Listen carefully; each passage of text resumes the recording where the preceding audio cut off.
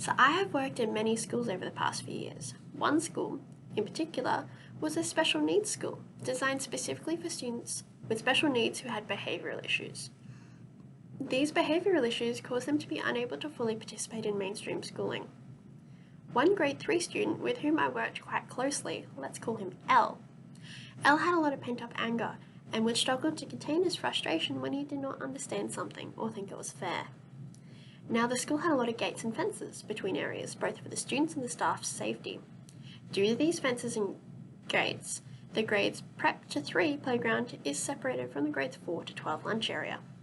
During one lunchtime, L's friend from the grade above wanted to come play with him.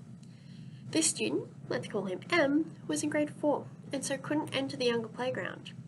M decided that he would scale the fence to join L. Now, normally if a student were to approach a staff member and ask if they could play in the other area, we'd be more than happy to consider it. Of course, we can trust some students over others, but if M or L had approached a staff member and asked to play together, we would have organised something appropriate.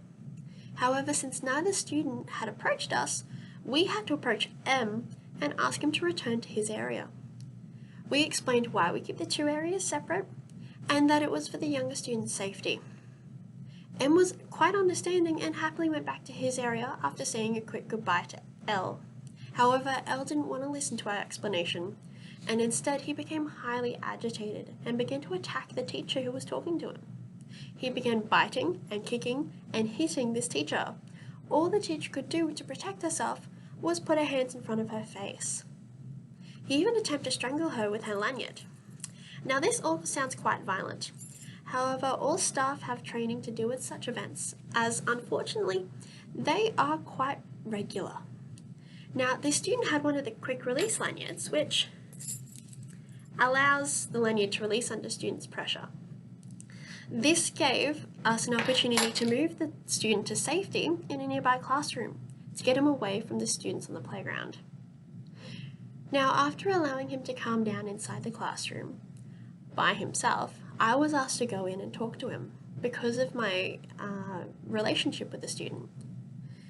Now, I kept my distance and just stood near the door and began explaining that I understood that he was angry. I stated that I could tell that he was angry due to some physical traits. This alerted him to the fact that his fists were balled up and he was clenching his arms really tight. And when he realized this, he released them and began to relax.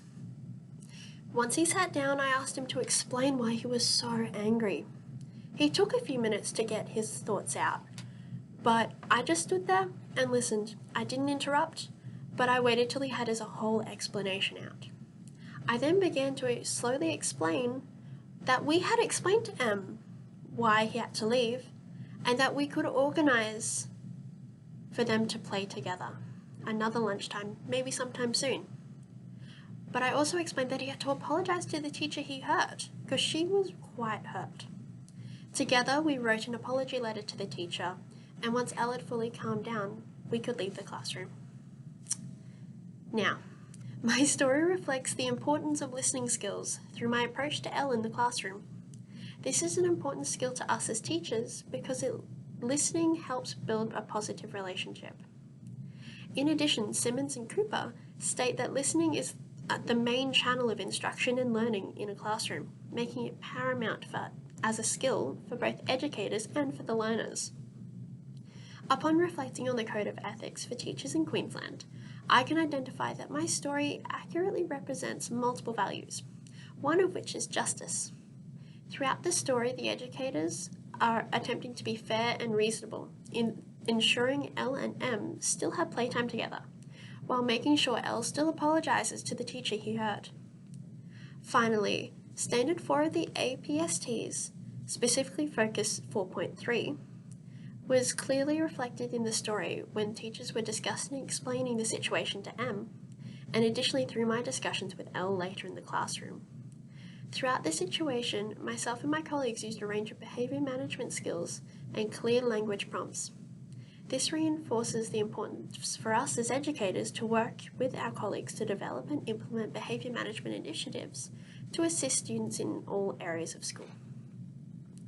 Now, if you could take anything away from this story, I hope you can take away the importance of listening to your students.